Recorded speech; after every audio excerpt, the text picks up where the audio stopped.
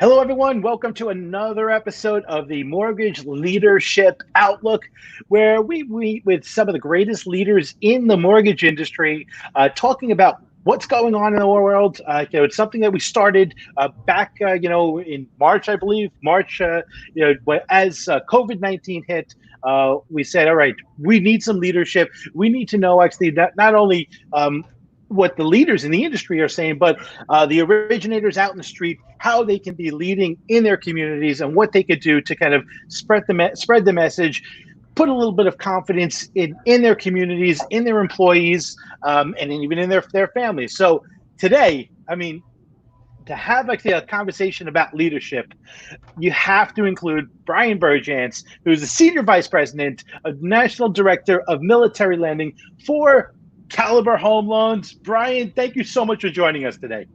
Hey, thanks for having me. Apparently, your guest list must have been thin, so I'll take it any which way I can. Listen, I'm the king of self-deprecating humor, but listen, man, it's great to have you on here. So, listen, just to show you kind of what a trooper, Bryan is. So, literally about 20 minutes ago, Bryan messages me, "Internet's down," and because he just always wins. There's no actually, I'm accepting the situation that I'm in, and I am going to actually, just say, all right, can't do it. So he got in his car, ran down the road. Actually, fortunately, had someone actually locally that he was able to connect to, and we're able to make it happen and bring you actually this great conversation. So Bryan, listen, I want to take us back because I love your story because you were brought into the mortgage business in a way actually where there was meaning to it. Yep. You weren't brought actually into say, hey, listen, I'm looking for a way to make money, or it was something actually where you felt purpose and you felt actually there was an underserved market. So talk to us a little bit about how you first got involved in the mortgage business. Well, so believe it or not, I got into the mortgage business over a game of golden tea. Yeah. So for anybody that's out there, I wouldn't put that as your number one job searching firm, but yeah, so a game of golden tea, believe it or not, got me into the mortgage business. It only took a couple years though before I realized that there was a gap in education with the VA home loan benefit, military members specifically, and then kind of segued into it just being a industry, both mortgage industry and real estate industry education gap as well. Which, Andrew, you hear me, you've known me for several years now, and I've always said that that gap continues today, which is mind-boggling to me considering that I've been in this business going on 18 years this year, and it's still a problem today.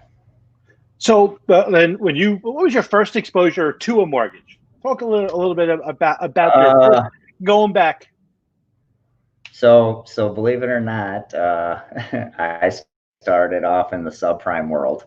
I know some of the old school folks that may or may not be watching this or hear this will attest to that's where you really cut your teeth. The 580 credit score, 560 credit score. People can't pay their bills on time. Matter of fact, never paid their bills on time and needed cash out transactions to, clean up their mess, clean up an aisle 5.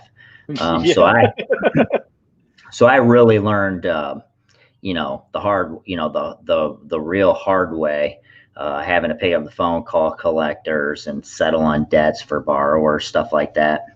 So fast forward, when I got back into the reserve community again and started going once a month to drill weekend and stuff, pretty much what happens is people find out what you do for a living, and then you become their guy.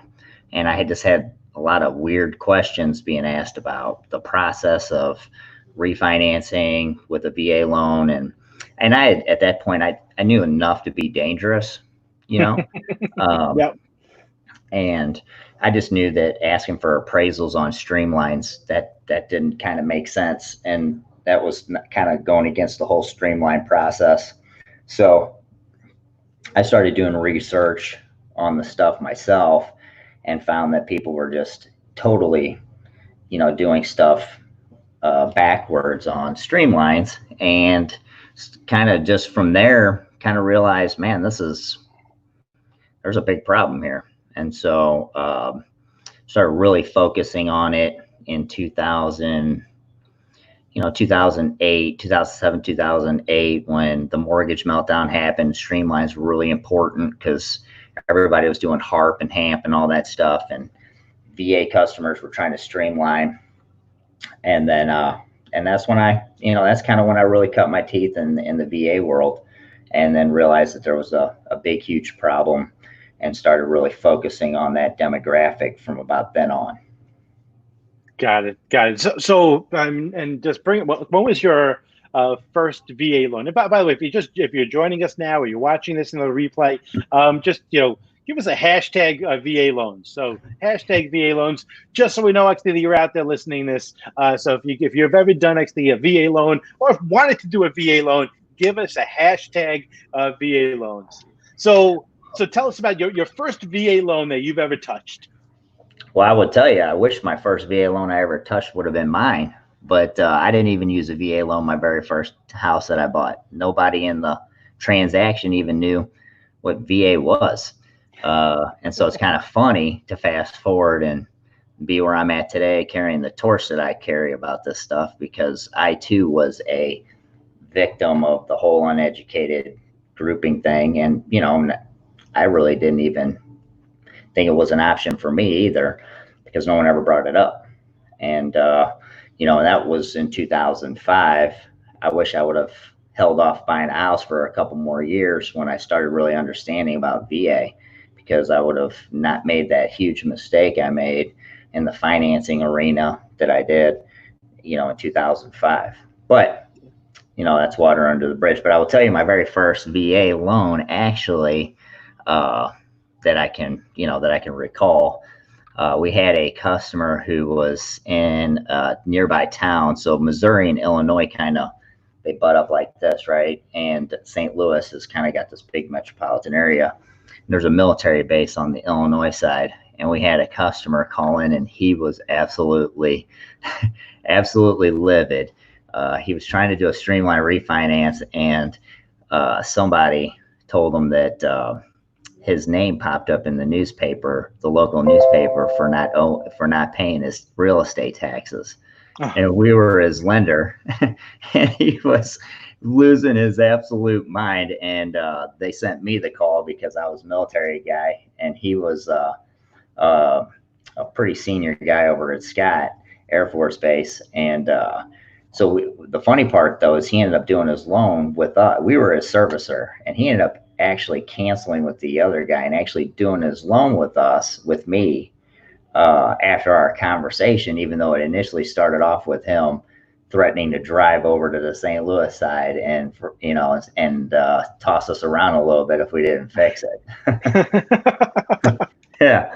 Wow. Needless to say, yeah, we fixed it, and we streamlined them and took care of them. But that was one of my first ones, and I remember it like it was yesterday. So it just goes to show you never know who a customer is going to be. Yeah. So I mean, and no, it's amazing. So here you are actually. How many years were you active duty? So I joined the Navy out of high school in '95 and was on active duty until 1998, and then affiliated with the reserves for a couple years. Got out, went into the IRR, went back to school, did the school thing, got my degree, got my master's, and then reaffiliated back with the reserves. So that little detour took me about 6 or 7 years, and then I got back active reserves in 2007 and haven't looked back since. So and during actually during that your career when you were active duty, was there ever a point where someone came to you and said, "Hey, listen, these are the benefits, that you are entitled to, including, access to the VA program"? Yeah, so that's one thing that I think the military is, they're working really hard today to correct, but we call those transition assistance classes are called TAPS. And when I transitioned off of active duty in '98, the real thing that they only really talked about back then was, medical benefits, and or education. So, hey, here's the people to call. If you're hurt, go down to the VA, see them. When you start school, these are your points of contact, all that good stuff. Fast forward, TAPS class has never really been that great because it's, they try to cram a lot of things in 2 weeks, to prepare you for life outside of military. So, we always talk about it now to our folks that when you get out, it's really should be a 1.5-year process. It's a hard thing to go from being in this secured, very, systematic system where, structured, everything's structured, to just free for all. You know what I mean? Like, you just go out into the world and you're like, what do I do next? And they don't really prepare you that well. Yep. Wake up whatever time you want, do whatever time you make your bed or don't make your bed. Yep. So fast forward in 2015, when I was transitioning back from Afghanistan, when I got deployed as a reservist, we go through the same thing, right? Transition classes and all that stuff. And they don't talk about, the home loan benefits either, right? They talk about medical, education stuff, reintegrating with your family, but really nothing about the other benefits. I have heard as of late, though, that the USO and some of these other private organizations have picked up a lot of the slack on the transition classes for active duty folks. And so they talk about all that other stuff.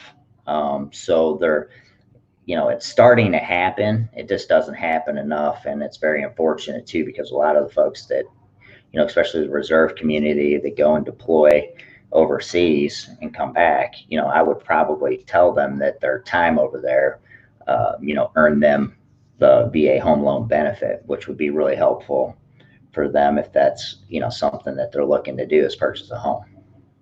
So now, what do you think actually is there this absence of education? Until recently, we say what was the reason actually that this was not made to light? Because it is one of actually these great benefits that you guys have access to.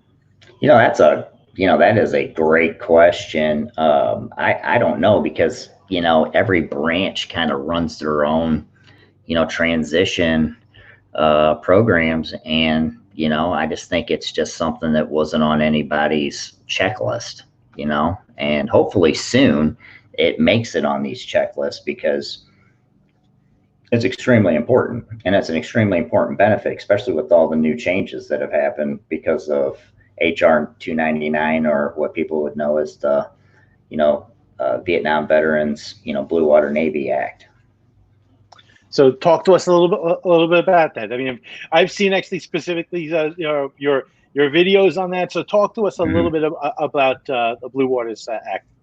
Yeah. So this was not to get kind of overshadowed by COVID, but this was actually a huge changes for the program itself, because one of the biggest changes was the fact that it removed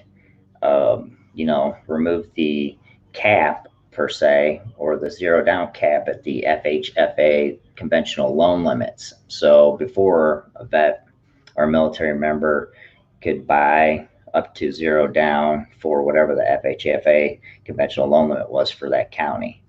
Now there is no minimum. There is no, cap. They can literally buy with zero down at any amount which a lender's willing to lend.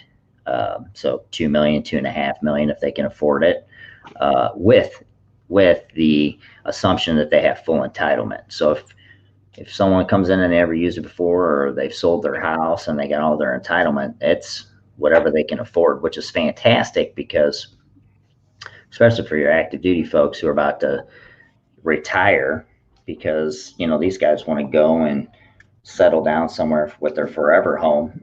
And before, that might have been a challenge because maybe their forever home is sitting on a bluff somewhere in California overlooking the Pacific, and that's a $2 million house, and that would require them to bring in 300,000-400,000 in the past, and they don't have it. They just retired out of the military. Yeah. Well, they can afford the payment, but they just don't have the disposable cash to put down on it. So, now this gives them the opportunity to find their, forever home, their retirement place, which I'm really excited about.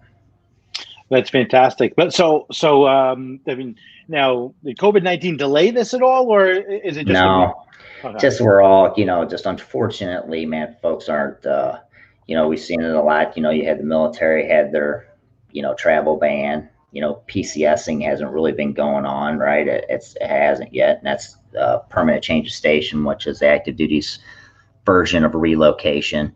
So you got all these cool changes that happen to the home loan benefit, but you got folks, a lot of folks out there can't take advantage of them right now until these travel bans get lifted, which we're hoping happens this month for the active duty military folks. So you got, I don't know, 100,000 families or more waiting to relocate, and their orders are on hold, and this life is on hold right now. So as soon as that stuff starts going, that'll be great. But I will tell you, I had a call with the John Bell, who's the deputy director of VA, and one of the things he said is that VA is already funded or is already guaranteed as many loans this year as they did all of last year.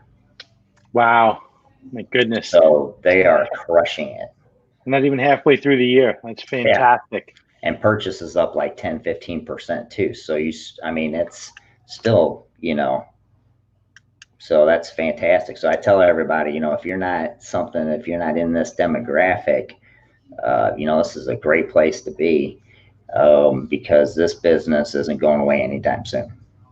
Okay, so but here's the thing. I mean, so to me, it's something that I would feel if I've never been active duty, I'd be a little intimidated. Like, listen, you said PCS, and listen, there are like thousands of acronyms and terms that you throw out. Now you're always good at actually kind of clarifying what it is, but something, when you're talking and sitting down with a vet or an active duty member, they're gonna just spit out these acronyms like nothing. So how do you learn that? Because you say it's a good thing to get into, but I'd be intimidated about getting into that, knowing I'm going to sit down with a guy like you who's going to say, well, if I don't PCS this, and it's going to be intimidating. How do you actually get up to speed if never have any military experience? Well, you gotta understand a little bit about the acronyms, right? So you can look in the book of acronyms. I'm sure you could Google military acronyms and have a laundry list. But I always tell people in this business, there's a few acronyms you need to know. Okay. If you want to, swim in this pond, and PCS is one of them. LES is another, which is a leave and earning statement. So that's your paycheck stub for a military person. DD 214. DD as in what does it stand for? Delta 214, which is a discharge document, right? That's what active duty folks get. That's their resume on a piece of paper. And then most importantly, COE, which is certificate of eligibility, which nothing's happening without the COE. That's the Willy Wonka golden ticket, right? Yeah. So those are just a few that if you're going to swim in this circle, those are great acronyms to start with, to just know and understand, because those are the ones that are going to be tossed around quite often. Okay. Now, what if you're active duty? Well, what other acronyms that are super important that would be brought to light, actually, if you're active duty? Statement of service, so SOS, and it's not like send help fast. It's SOS is statement of service, right? That's going to be probably one of the most important acronyms and things to have, or to be willing to have a conversation with your folks with about if you're servicing active duty folks, because statement of service is something that they're going to need to obtain their certificate of eligibility. So it's kind of like, hey, listen, I'm still in the military, I'm still in good standing, and I've served this long, and your command saying, hey, he's got the ability to, or she's got the ability to re-enlist. Because remember, everything with VA is about length of service and character of service, right? So they're not gonna, they don't want to issue out certificates of eligibility probably to people that are about to get dishonorably discharged. So they're always, doing checks and balances. Yeah. So if you're dishonorably discharged, you don't get access to the VA program. Probably not. I have never seen somebody with a dishonorable discharge. That's not to say that there's, any situation down the road where those, discharges get overturned and changed to something else where somebody could get it, wrongfully discharged for whatever reason. But, I've never seen it. So, but one thing I do want to say though is, one thing is for sure, if, we need more people working with this demographic who have a sincere mindset of wanting to help, right? It's a fantastic demographic. You do great with one of these customers and they're going to tell everybody, right? The demographic is simple. You basically say, I need 10 things, and you get 10 things back in return. Conventional customers and your other customers, and I'm sure every one of the loan officers that's watching this will relate. How many times have you said, I need these 10 things, and you get a phone call back after they sent you 3, and then they're wanting to know why you need the other 7? Yeah. You know what I mean? Yeah, right? Totally. And then they don't send page of 8 of 8 that was left intentionally blank. So that makes a lot of sense. Military and veteran customers, you say, hey, I need these 10 things, and you get those 10 things, and typically it's in a timely fashion. Yeah. Right. And they don't ask, well, it's boom. They give you those 10 things. The one thing they don't like though is you ask for 10 things, they give it to you. Don't try not to go back and ask for 25 more, which is, typical stuff. But again, from a perspective of clients though, they get you what you need. Everything's in a timely fashion. If you're working with active duty folks, the sense of urgency is there. As loan officers in the mortgage business, we talk about sense of urgency all the time with our customers, right? You have the realtor and the mortgage professional feel like they have sense of urgency all the time to get the deal done, and sometimes the customer doesn't, right? Well, you don't have to really worry about that with your military customers, specifically active duty folks when they're buying houses, because typically their windows are real short, so they don't have a lot of time to be jacking around. So they want to get stuff done fast, So there's a lot of benefit to working with this group. And I would caution, a lot of people sit there and think, well, I'm not a vet, or I've never served in the military. I'm telling you right now, there's folks that I know that have never served a day in their own life. They're the biggest patriots that do the best jobs for our military and veterans all the time. So don't think just because you've never served that this isn't for you. Like I said, we could use more and more folks, with high levels of customer service, focusing on our military and veterans today more than ever. Listen, we have a mutual friend, Rick Betancourt. He's never actually had any service whatsoever, and he champions the VA loan. He's never gone through the TAP program. He's and he knows more about actually the VA program than anyone except maybe John Hill. Well, I would tell you, Rick,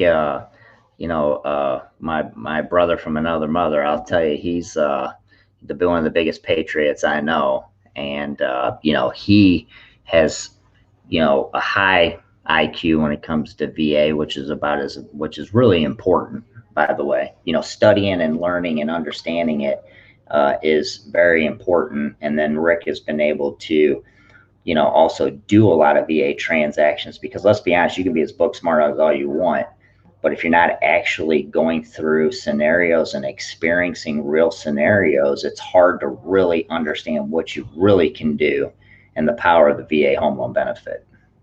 Yeah. So, and talk about the VA loan itself. So the VA loan, from what I understand, unbelievably low default rates. Mm-hmm. So, yeah. So, that's been one of the greatest things about the VA home loan benefit is the default rates, which is why I would assume, lenders and servicers love to do them so much from a servicing perspective. But I always attest a lot of this to the whole way that VA is, underwritten. I mean, a residual income is the centerpiece of VA, which makes sense, right? Like, let's make sure that the person has enough money after everything's been paid, house expenses, debts, everything, so their family and them can live. Yeah. Well, if every program focused on that and worked backwards from there, you'd probably see a lot less default rates in those as well. Because what you find, and I'm not trying to throw FHA under the bus, I'm just using it as an example. When you start approving people at high debt to income ratios, that's based off of gross income. That's not their net income. So if we're approving somebody at 65% DTI, and that's gross, well, and Uncle Sam takes 20, by the time state and federal and Social Security and all that's taken out, how much money do you think that person's got left after their house poor? Yep, 100%, and their own personal expenses, and depending on where they're living. Yeah. So yeah, and listen, I mean, one of the things, I think that kind of leads to the low default rate. Besides, actually, the fact that that they're trained to actually follow, military are trained to follow directions, follow directive, make those payments. And the other thing is guaranteed income. When you leave service, you have a pension, right? Yep. Well, when you retire, but I will tell you one thing you just said though about it's built into their character and in their DNA. I will say post 9/11, changed a lot of stuff for the military in general. So if you look at, where we've been at war for almost 20 years, right? I mean, pretty much. So you have an environment where, leaks and security clearances and all that stuff is extremely important. So now more than ever, military members have had to, cross T's, dot I's with their finances, right? Their credit has to be in order, because lo and behold, one of the easiest people to get to steal secrets and leak stuff are people that have financial problems, right? So you now more than ever, your credit scores and everything have to be buttoned up pretty tight, because if you can't pay your bills, you file bankruptcy, go into collections, go into foreclosure, stuff like that. With the way security clearances work, I mean, you could possibly not have a clearance anymore, and if you don't have a clearance, you don't have a job and you're gone. So there's a lot of stuff now with that's very important, and I think that's had a positive impact on what you see today with the VA loan, because the VA loan's average FICO score is like 710. Yeah. And it's been like that for several years. I mean, the average credit score of a VA customer is substantially higher than the average consumer credit score. So, you can see that now. So in the characteristics department of your VA client, they look like a prime customer. They really are. Yeah, no, 100%. So what is all this nonsense that real estate agents say? We won't take VA loans. I mean, why? Where does actually this this myth that VA loans are difficult to do, or what is the impetus behind people saying no for VA loans? Well, I think it goes back to unconscious bias, right? I think you got, you have old school agents that have experienced VA in the 90s and the early 2000s, right, where the rates were high and customer credit scores were a challenge, and they didn't close on time, and whatever various reasons, appraisal issues, you just name it. We're back, I think, in the 80s and 90s. I heard of VA appraisers were borderline home inspectors where they would go and just nickel and dime these houses to pieces, right? Wow. And I just think that now, now I just think you have them living in the myth shadow, right? And that's why it's important for all of us who know and understand the benefit, know that it's one of the easiest to get done. The pull-through rates are extremely high. The big bad appraiser is really not that bad. I always tell folks too, you got to know and understand what they're looking for. The VA only cares about the three things: safety, soundness, and and sanity. And they want to make it sanitary and safe and all that good stuff. So it's like, if you know a house doesn't have arm rails or banisters or exposed electric, why would you show that house to a vet if you know they're going to use a VA loan, right? Makes sense. Yeah. You know what I mean? So I think you have to educate, not only the client and the loan officer and the realtor at the same time, because the customers statistically are fantastic. You know what I mean? They have the reserves, they have the credit score. They don't have to put a down payment down because they raised their right hand and said that they would give the ultimate sacrifice so this agent or this other person can do what they do every day for a living. So they don't have to put a down payment down. And there's this myth out there that they think that just because zero down means that you're a bad client. No. Andrew, would you put 200 grand down on a house if you didn't have to? If I didn't have to, I'd like to not. Yeah, sure. I'd like Wouldn't you rather just reinvest that into something else? Yeah. Right? You're a finance guy. Yeah. So why couldn't, why should, if you're entitled to that, you should be able to use it. Yeah, and listen, while maybe that's not good for everyone, but we can make certain assumptions from actually vets or active military, is that, like we talked today, we know actually they're probably going to be better payers of their bills because they need that security clearance. They're programmed to do things on time, on schedule. So you can actually take a little more risk, and taking that risk in less collateral because they're going to make their payments. Yeah, one thing I've heard as I traveled over the last couple of years from realtors, especially like listing agents and stuff like that, they've always said that that sellers have always felt that someone putting a down payment down ensured that the transaction was going to close. And I found that interesting because I've always, being around lending for as long as I have, a lot of times people have to put large down payment downs, to offset some of the, not so nice things in their credit profile to make a lender willing to, lend them money sometimes, right? Yeah. So, and unfortunately, VA gets lumped in with government financing. So it's automatically like, hey, FHA, USDA, all that stuff. Man, VAs, it should be its separate deal. Yeah. It's a benefit, not a program, man. You know what I mean? Yeah. Like, your FHA customer didn't have to go to, Iraq to get this benefit. You know what I mean? Yeah. To get 100%. FHA benefit. People didn't have to serve in the military on active duty for 6 years to get a conventional loan. You know what I mean? They're literally in many cases giving blood and shedding blood, sweat, and tears to be able to have access to something like this. Yep. There's just a sense of pride with that, I guess. That makes sense. So listen, I want to talk a little bit about actually, any kind of changes that have had happened to the VA program because of COVID-19. What impact has that had on the VA program that you've seen? Well, I mean, one of the impacts, I think, with COVID has been the appraisal piece, right? So they're allowing appraisers just to basically just drive by the house and appraise stuff. I think that's kind of, and I'm pretty sure it's not just a VA thing. I mean, it's a industry thing, and I'm sure it's causing quite a bit of havoc out there because you're probably finding more and more sales coming in probably light than normal, right? Because people are I just heard a scenario just the other day, not related to Caliber. One of the agents I know, I mean, they were selling a high balance house, and the appraiser did a drive-by. Did drive by. Wow. You know what I mean? And of course it came in low. The appraiser has no idea what's inside this house.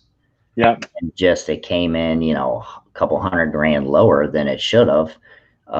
And so it's causing problems. And this is kind of the appraiser used COVID as an, you know, reason, like, hey, I'm not going into the house. I think at this point now, there should be a group of appraisers who say they're willing to go into the house, and then the other group of appraisers who are exercising their, you know, the COVID deal. And I'll tell you, if I was selling my house, I would only want appraisers who could actually come into the house and actually give a fair assessment on whether, you know what I mean? And if I was buying, of course. So I think that's the biggest thing I've noticed.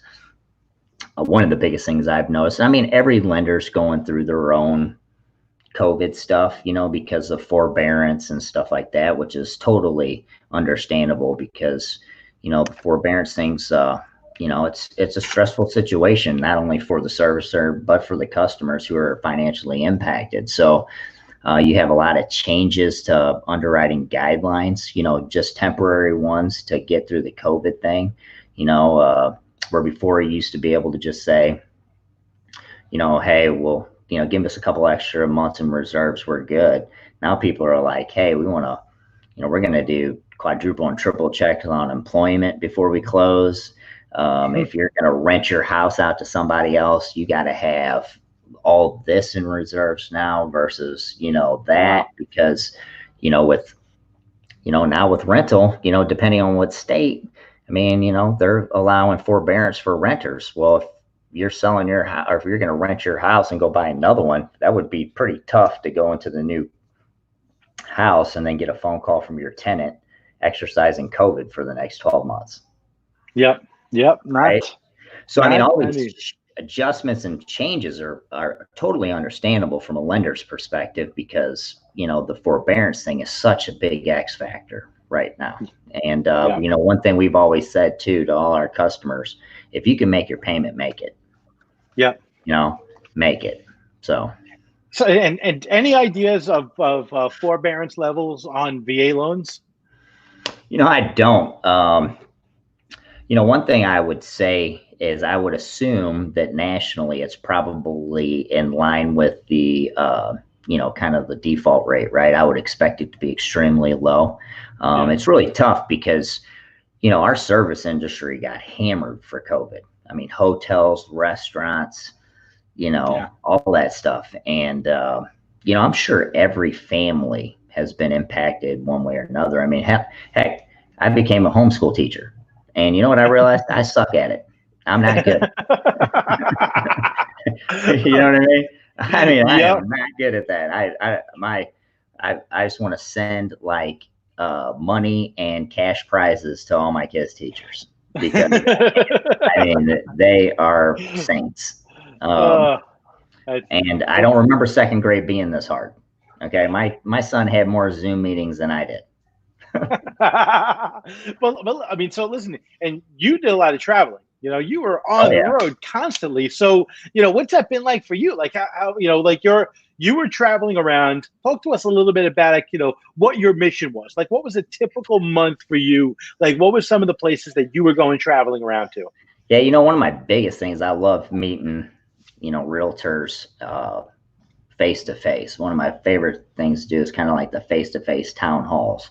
You know, getting to shake hands and really talking to the folks about, you know, how great the benefit is. One thing I always like to do is I like to take them on a little bit of a journey, you know, the history of the VA home loan benefit, why it was created, how we got to where we're at today, why it's so great, the characteristics of the customer, and how it pertains to that marketplace. And then I just like to hear, you know, the feedback from the realtors on what the challenges have been. You know what I mean? Over the course of 10, 15 years with VA, because that's important for me as an advocate when I go and speak to other agents to make sure that I'm covering stuff like that, because typically I don't run into a situation where they have a challenge or something that they faced in the past that we can't provide a solution to. And I mean, we as in the industry, right? Like, you know, most of the time it's oh my gosh, I did not know that.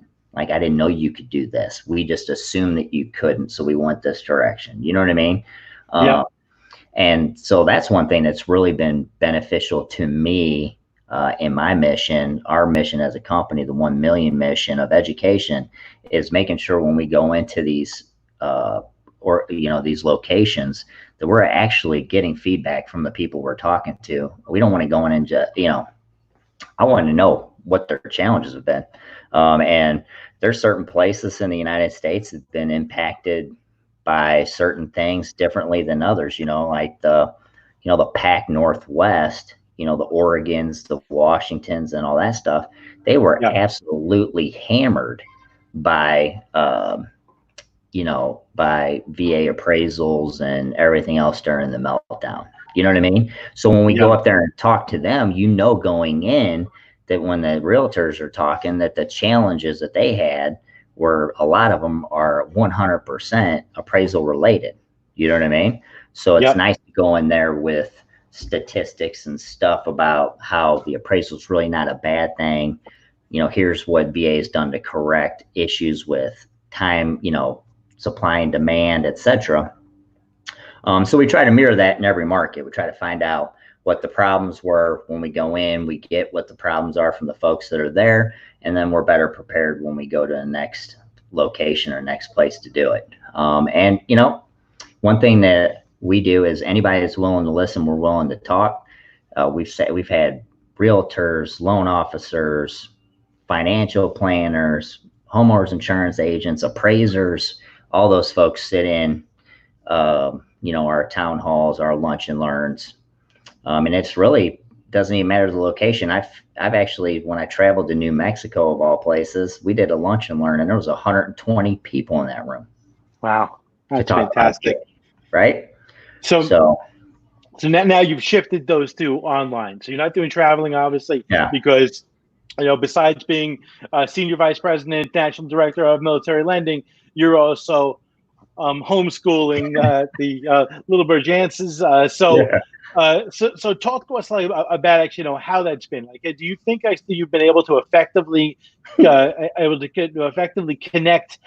with actually the audience, with the real estate agents out there, with the loan originators out there?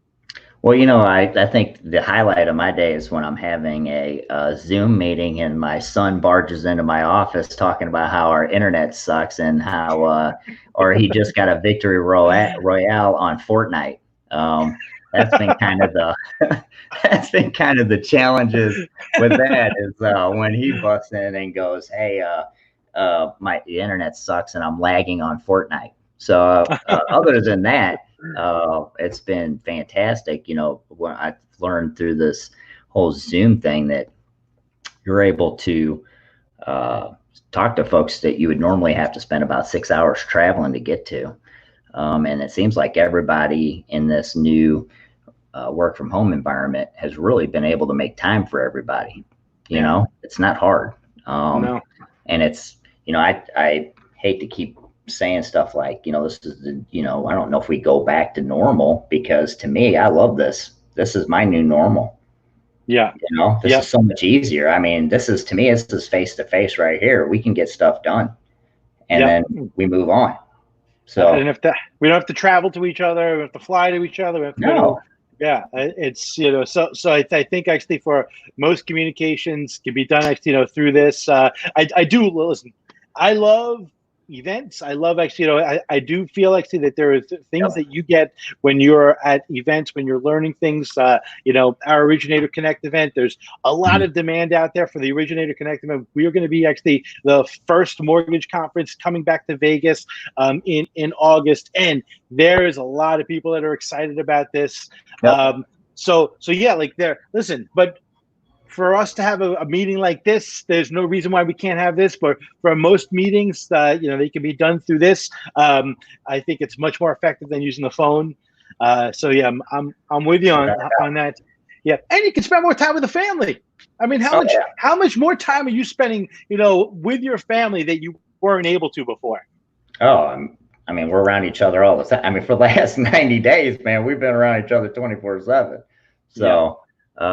I'm sure they're like, I'm pretty confident my son's probably put a hit out on me, but that's okay though. we'll get through it. That's great, man. Fantastic. So listen, so give us some things, like, if someone's watching this video and they say, okay, listen, you know something, I want to be more active in military lending. What are some things that they could do? Well, by the way, I put on the scroller on the bottom, check out NMP TV. We've got the Milspouse Monday episodes on there, and Home Ownership Heroes. We've got a whole new season that's starting next week too. So check it out on there. But give us some other action steps that someone could watch, someone could take if they're watching this, to start getting active in military lending.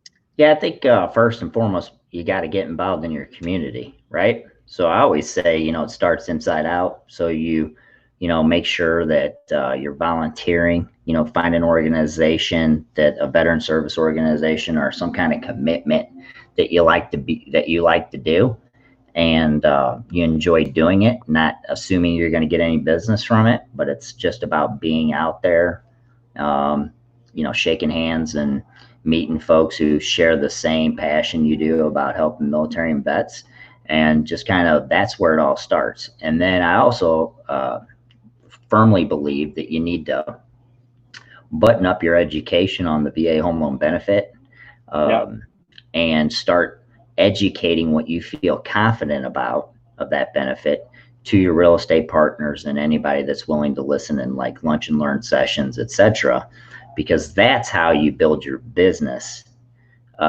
in that arena. Once you become the go-to or perceived subject matter expert, you'll start getting business from it and start really, developing your sphere. So volunteer, get involved in the community, educate. Those are my two big things for you.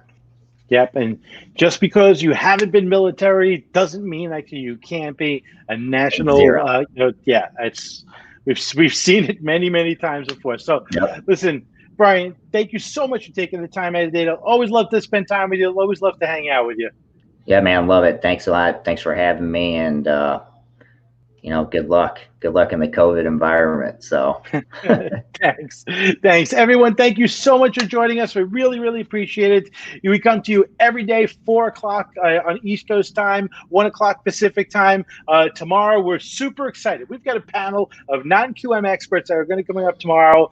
We've got someone from Angel Oak. We got someone from Sprout, and we've also have a technology provider that puts all of the non-QM programs together, for originators out there. So again, thank you for joining us. Stay safe, and we will see you tomorrow.